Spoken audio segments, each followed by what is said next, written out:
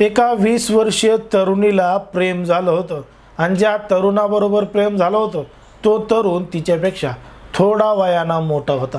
तरी प्रेम आंधळं असतं म्हणतात, कोणावर होतं, कधी होतं, काय होतं हे सांगता येत नाही। त्या पद्धतीनं त्या 20 वर्षीय तरुणीला त्या तरुणाबरोबर प्रेम झालं आणि प्रेम एवढं घट्ट झालं की या दोघांनी एकमेकांसोबत सातो जन्म सोबत राहायचं अशा शपथा खाल्ल्या, लग्न करायचं अशा शपथा खाल्ल्या आणि आयुष्यभर सोबत राहायचं अशा सुद्धा शपथा खाल्ल्या। पण हे सगळं करत असताना तो जो तरुण आहे तो त्या 20 वर्षीय तरुणीला विविध प्रकारचे आश्वासनं देत होता आणि तिच्यासोबत अगदी सगळं काही करत होता। आणि हे सगळं करत असतानाच ती जी तरुणी आहे ती गर्भवती झाली आणि धक्कादायक घटना घडली।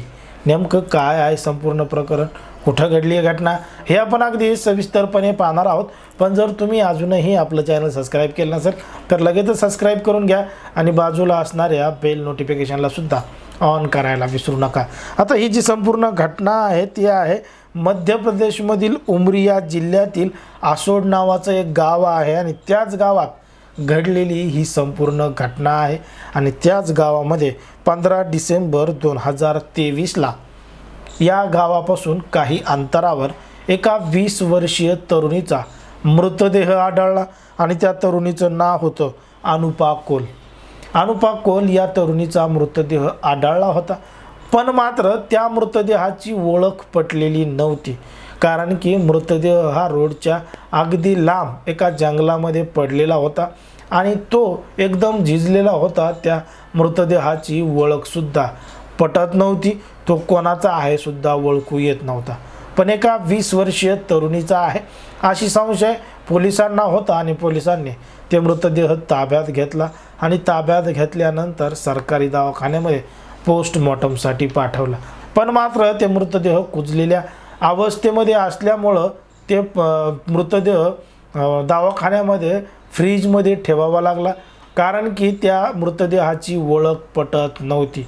पोलिसांनी बरेच प्रयत्न केल्यानंतर कसून चौकशी केल्यानंतर तो जो मृतदेह आहे ते कोणाचा आहे याची ओळख पटली, कारण की आजूबाजूच्या जिल्ह्यामध्ये गावामध्ये कोणी बेपत्ता झालंय का, अशा रंगाचे कपडे आहेत का, ही सगळी चौकशी केल्यानंतर याच गावामधून आसोड गावामधून 20 वर्षीय तरुणी बेपत्ता झालेली आहे अशी तक्रार तिच्या घरच्यांनी दिलेली होती आणि त्याच आधारे पोलिसांनी या तरुणीची ओळख पटवलेली होती।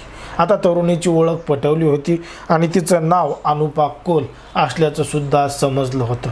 पण मात्र ह्या नेमकी हत्या कोणी केली, काय केली हा संपूर्ण तपास पोलिसांना करायचा होता। आणि जेव्हा त्या मृतदेहाचा पोस्टमॉर्टमचा रिपोर्ट आला त्यामधून सिद्ध झालं, त्यामधून समजलं की ती जी तरुणी आहे ती गर्भवती झालेली होती, ती प्रेग्नेंट होती। आता प्रेग्नेंट असल्यामुळं हे कुठंतरी प्रेम प्रकरण आहे आणि या तरुणीची हत्या करण्यात आली आहे असा संशय पोलिसांना होता। मग पोलिसांनी ती जी तरुणी आहे तिच्या कॉल डिटेल्स मागवले, तिचा CDR काढला आणि ती कोणाच्या संपर्कात आहे हे तपासून पाहिलं।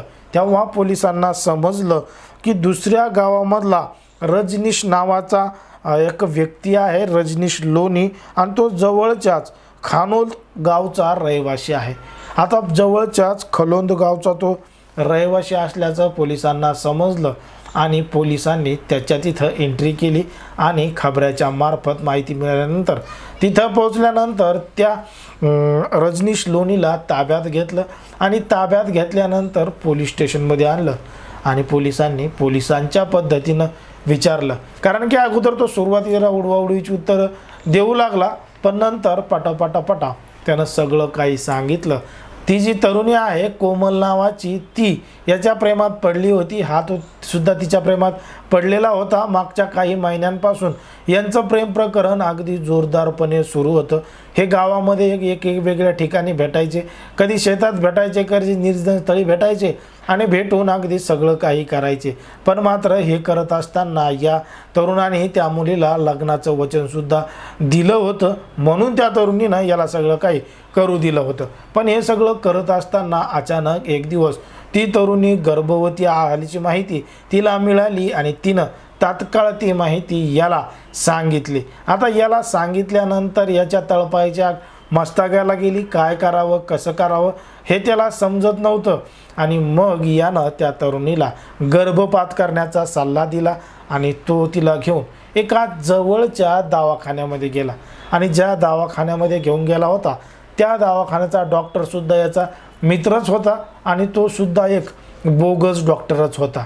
आता हा त्याच्या मित्राकडे या तरुणीला गेला.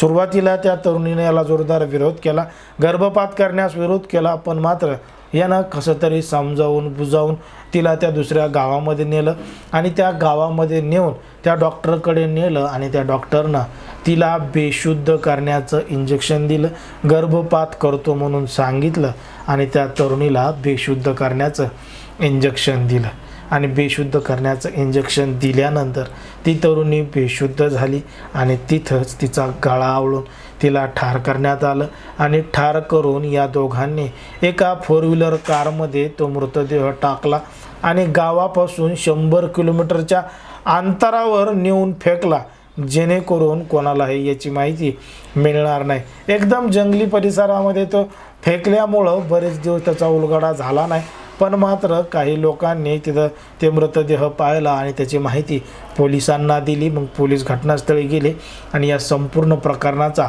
उलगडा झाला. त्यामुळं तो जो आरोपी आहे रजनीश लोणी प्रियकर आणि त्याचा जो मित्र आहे डॉक्टर सुग्रीव श्रीवास्तव, पोलिसांनी या दोघांना सुद्धा अटक केली आहे आणि यांच्यावर कायदेशीर कारवाई सुरू आहे.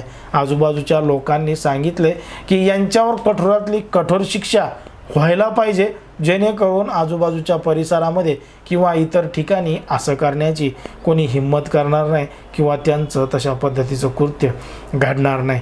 एकंदरीत जर आपण पाहिलं तर समाजामध्ये, देशामध्ये, राज्यामध्ये गुन्हेगारीचं प्रमाण कशा पद्धतीनं वाढत चाललं आहे, कोण कशा पद्धतीनं फसवत आहे हे आपल्याला या संपूर्ण घटनेवरून लक्षात येतं.